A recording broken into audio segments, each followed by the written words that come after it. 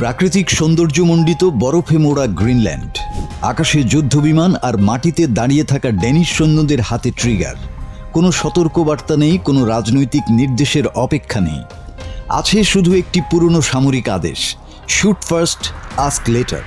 বিশ্ব রাজনীতি যখন নিঃশ্বাস আটকে তাকিয়ে আছে গ্রিনল্যান্ডের দিকে, তখনই হঠাৎ সামনে এলো এক ভয়ঙ্কর সত্য। যুক্তরাষ্ট্র যদি গ্রিনল্যান্ডে সামরিক আগ্রাসন চালায়, তবে ডেনিশ সেনাবাহিনীর নিয়ম অনুযায়ী ডেনিশ সৈন্যরা আগে গুলি চালাবে, পরে প্রশ্ন করবে।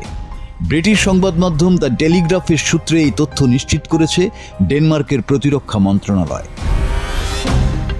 আশ্চর্যের বিষয় হলো, এই নিয়মটি নতুন নয়। এটি তৈরি হয়েছিল 1952 সালে, শীতল যুদ্ধের উত্তপ্ত সময়কালে।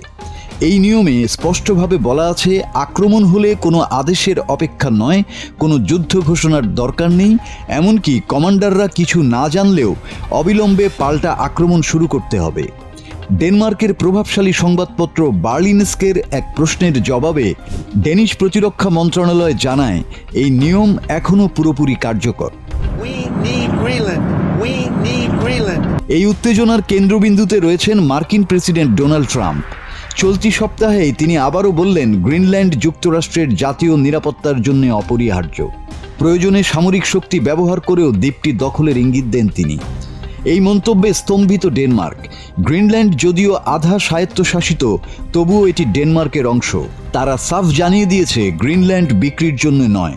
শুধু ডেনমার্ক বা গ্রিনল্যান্ড সরকার নয়, এমনকি পুরো ন্যাটো জোটও এতে হতবাক। ইতিমধ্যে ইউরোপীয় মিত্ররা জরুরি আলোচনা শুরু করেছে। বিশেষজ্ঞদের সতর্কবার্তা, গ্রিনল্যান্ড মার্কিন সামরিক অভিযান হলে তা হতে পারে ন্যাটোর শেষ অধ্যায়। ফ্রান্সের পররাষ্ট্রমন্ত্রী জন নোয়েল বরো বলেন, আমরা পদক্ষেপ নিতে চাই, কিন্তু তা ইউরোপীয় অংশীদারদের সঙ্গে নিয়েই।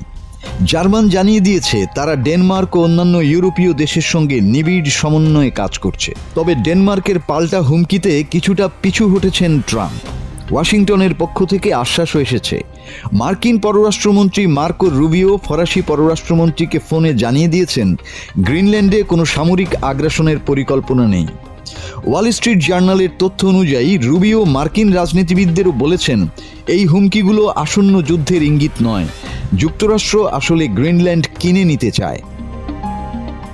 কিন্তু প্রশ্ন থেকেই যায়, যখন ইতিহাসের পাতায় লেখা আছে আগে গুলি পরে প্রশ্ন, তখন একটি ভুল সিদ্ধান্ত কি পুরো বিশ্বকে ঠেলে দিতে পারে এক ভয়ঙ্কর সংঘাতের দিকে? গ্রিনল্যান্ডে এখন শুধু বরফ নয়, জমে উঠছে যুদ্ধের শীতল ছায়া। মাসুদ হাসান, বাংলা টিভি।